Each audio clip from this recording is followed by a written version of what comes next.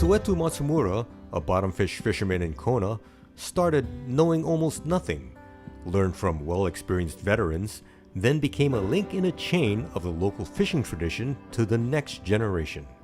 I was in the coffee land for maybe 3 years with helping my father, and then part-time I was a carpenter. And then I went fishing with somebody that I caught 8 ahi that day, and they caught none. So that's where I started off, buy a boat. Somewhere around 1960, 68, somewhere there. Start buying a boat. Well, my first boat was P14, the old Warrior. Then the next boat I had was a gas ply, a 16-footer, and altogether I had 5 boats, But then after the 16, I went to 17, then 19, and right now I had a 21. So that's all I going that far. Well, part-time, then there came full commercial, ahi, then bottom fish. I learned from my friend Haru Iguchi and my friend Yano, Mr. Yano. But he passed away, and my brother Katz Matsumura. So I learned from them, bottom fish. But only the big timer was Haru. So everybody was following him, I follow him around, but he said, don't come too near. But I learned, the hard way, and because those days never had too much fishermen. Huh? So I learned from him doing the day off. He showed me how to tie the hook. Because when I tied the hook, he said, the fish won't bite that way, So he showed me how. Started off with 7 hook, bottom fish. Then came to 12 hook, then 15 hook. You want more fish, so I put more hook. But sometimes, when I go onaga like that, couple times I go onaga like that, I catch about 15 onaga one time. And it happened to me 5 times in my life. Those days are big kind of onaga, so 10 pound, from 8 to 10 pound. And they have big kind like, 20 pound like that. But no more like that now.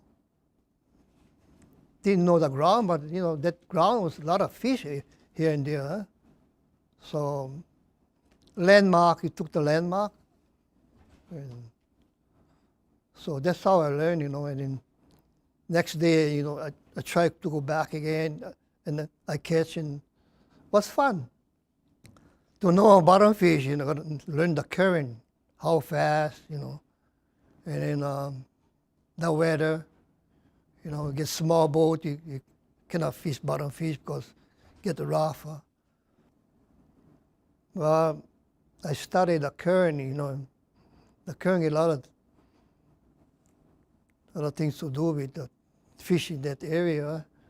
Sometimes you go there and the fish won't bite because the current is going opposite way or double current. So I learned all those things, study my own. Now I rotate because I don't want to clean up that place, Then the fish grow some more. Kona is known for having calm water almost year-round. Sueto's developed a weekly routine for fishing. Maybe from Monday. I start off from Monday to maybe the Thursday and rest on Friday, the weekend. I fish at night before, and nighttime fishing, Opakapaka is different. We put light, but Opakapaka, maybe catch daytime 80 fathom. Nighttime I fish, they come up to 50 fathom, The difference over there, and then they bite more on nighttime, daytime.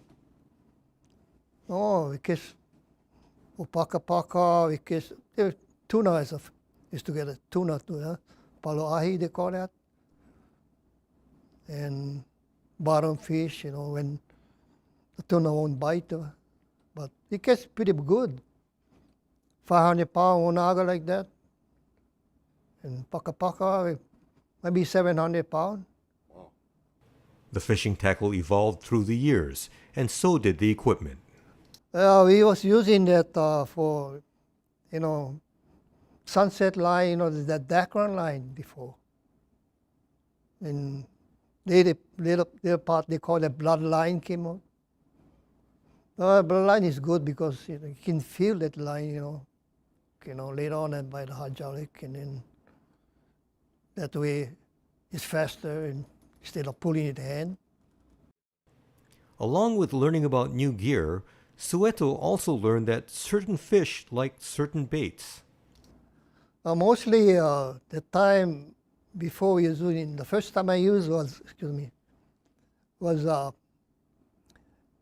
squid, like that, and opelo, bottom fish. Well, I learned from Oni Roy, this old-time fisherman. He said, onaga fishing, you catch some aku like that, and then oi, that small little aku. He said that's the best bait for onaga. And onaga, they wanted long bait. They don't want short bait. They want long, and they want blood. So he told me that when you catch a fresh bait, catch onaga, you got to cut a part of the skin off and leave only by the hook the skin, because the onaga get kind of sensitive teeth, he said. So I tried that and it worked, Baka, we use anchovy, that anchovy like that. The biggest help was the development of electronic navigational aids. Well, before that, as you say, with landmark, then later on we had the Furuno, the one with the paper one, the one is scratch. Well, it's kind of good with that, Then now we get this color depth finder Furuno. It shows you what depth, where the fish stays. Right now, the Furuno, like before, the Furuno you got to put underneath the dash, underneath the deck, because cannot see good. But right now, you can put them outside. You see all color, made of all colors. So it's nice. I'm a Furuno man, so. Okay. GPS is good because I have to go to the buoy, and then it tell you where, how far the buoy are. So it's pretty accurate. Yeah. Especially when, get a lot of fogs and stuff like that, you cannot see the mark. Use the GPS and the depth recorder. It's looking at a landmark, and he was here before, and I started a thing. I go home and put on my tablets and stuff like that so I can find the mark next day. Because it's kind of hard before. No fish finder, nothing. But now is right when you look at that landmark, there's a lot of houses coming up, so the landmark is changing, Now, at this part of his fishing career, Sueto is passing along what he knows to others, just like the way Haru did for him decades before.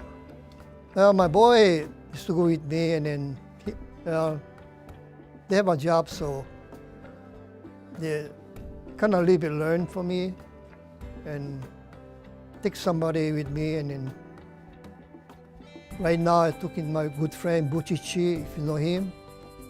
So he want to learn something bottom fish. So he tried, and sometime, when they wind up that line, he get a bundle come up. He said, "Oh, how come like this?" He said, "You gotta practice." Because he's a beginner. He said, "Practice make perfect."